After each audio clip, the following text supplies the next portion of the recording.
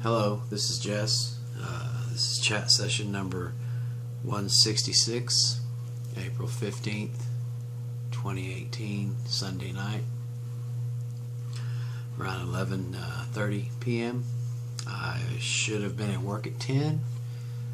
However, at 9:40 I found out that I was not on the schedule for tonight, so I didn't have to go to my second job, but I wasted my Sunday kinda by sleeping it out because thinking I was working tonight, going into a long day for my first job. So sort of upset me for a minute, but I also realized I did rest good, so I guess the benefits you have to look at the scale. I guess it worked out. I feel like I rested. I slept good. Anyway, so I'm not working tonight, so I go to work tomorrow at my first job, Monday morning. Anyway, enough about that stuff. This is chat session number 166, and we're going to go into the tidbits of history for this day, 1947. Jackie Robinson that breaks the color barrier, National Baseball League, Ebbets Field in Brooklyn. He played for the Brooklyn Dodgers. He had a great career, all kinds of stuff, did great baseball, and so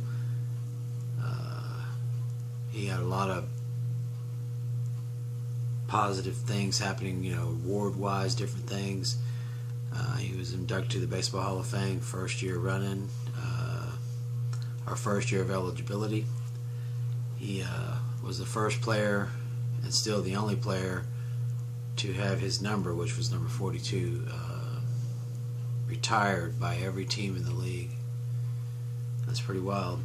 It's a pretty big honor. I don't think anybody else that I can think of. Now, I'm not a big baseball fan, but it's pretty crazy. Sounds like a big honor. But anyway, okay, so that takes care of the tidbits of history. Going right along. We have wars going on.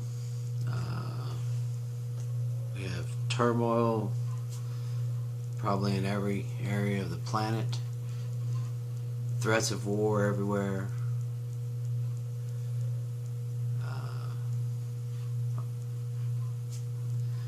Where was I going with that? I'm just sort of, I was thinking about, where was I going? But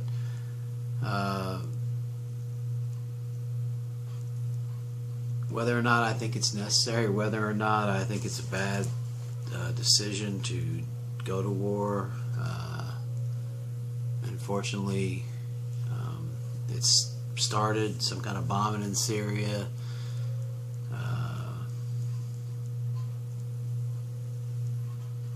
Whatever going on, I guess if it comes our way, I guess we'll be affected. If not, it's life too. But it's never good to be involved in a bombing of another country for those people that live in the populace because of the threat of return, retaliation kind of stuff. I mean, after all, this is a nuclear age, and we have the ability to light up the world, literally. Hope it never comes to that, at least not, soon. I mean, if it does, it does. What do you do? Unfortunately, this is where our planet,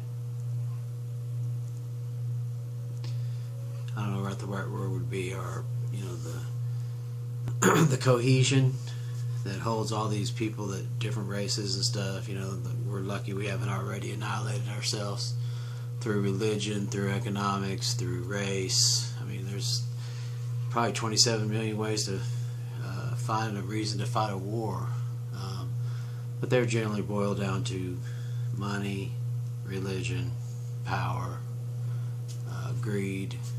Those are probably the biggest underlying forces of a war, in my opinion. and lunacy. There's definitely that in the mix. To think that going to war to kill people is a legitimate way to get something you want to stop, or to I don't know. Some wars could be, in the eyes of history, justified, but I think the only time you actually do it is when you are attacked, or when you are threatened with an attack and it's credible and you know it's coming. You would of course want to be able to defend yourself against such an attack, but I think it's wrong to be the aggressor. I think it's better to be the one who sweeps it back if it reaches you. As far as 75 wars around the world, because we have interests there and different things that are, and 75 is just a random number. Who knows how many wars are going on? There are quite a few. A lot of countries in turmoil, civil war everywhere. It's just I'm down on it. I just don't understand it. I mean, it's bad enough the war we have of just getting up and going through the day. Now we got to commit people, lives on both sides to stage this war, and for what? I mean, if someone could say, "Man, they're I don't know. I'm sure they are doing bad stuff." I shouldn't even say that, because I'm sure they are doing bad stuff. But the takedown of the government of a place causes just as, in my opinion, almost just as much horror as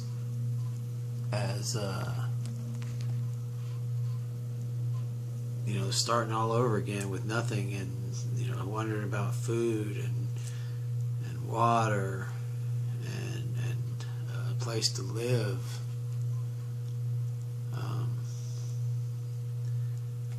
We only see what we're supposed to see, through the media that's owned by very few individuals and their viewpoints, and it's narrowed down quite a bit. You have the far left, you have the far right, and then maybe one of them that's just mainstream, sort of feeding off all of it. But I don't know. I am perplexed. I've thought about this a lot, about what's the purpose of any war, but especially now we're on this one in Syria. Say this: what's the intent? Is it to make money for the defense contractors to use up the weapons so they can make more? Is it because we're trying to get something there that we think is in our best national interest to have? I mean, all them people, their lives are disrupted, and for what? Who's getting the better deal here? I don't know. Maybe it's not about a deal. Maybe it's about some lunatic, they say these gassing people are doing stuff. Yeah, I mean, but we're not meant to be the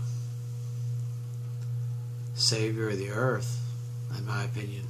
That's a rough call. Maybe that's the wrong thing to say, but we have a lot of problems here within our own country that are being left unaddressed, and the turmoil of the people living here.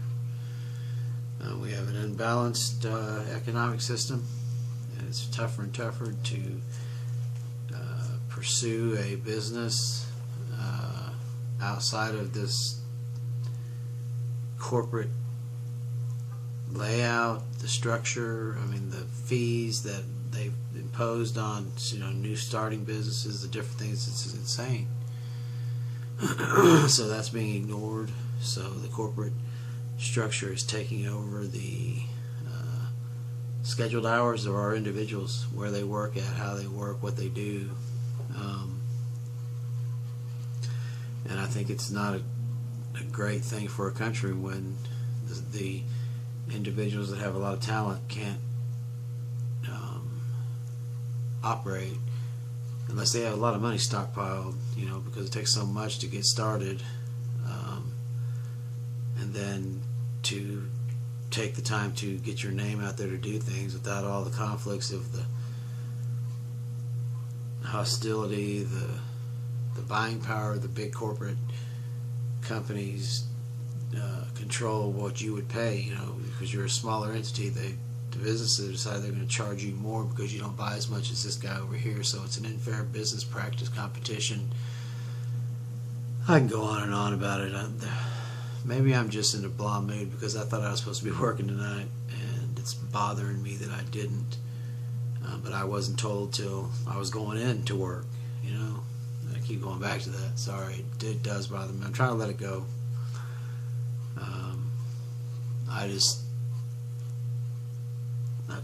Anyway, I'm off, and I'm trying to take care of this. I'm gonna get prepared for tomorrow, and then I just work one job all week till Friday again, and then I'll be doing the weekend thing again, getting all wore out. But it'll be all right. It's for a good thing. Got a lot of stuff to do, so I'm trying to do it. This is Jess. Be truthful, be happy, and let's look out for each other, okay? I want to say hello to Darren. I want to say hello to Neil and Jeremy Woodall. Hello, and also to Ricky Bobby. What's up, man? And to Dorman, and to Daniel Wilson. What's up?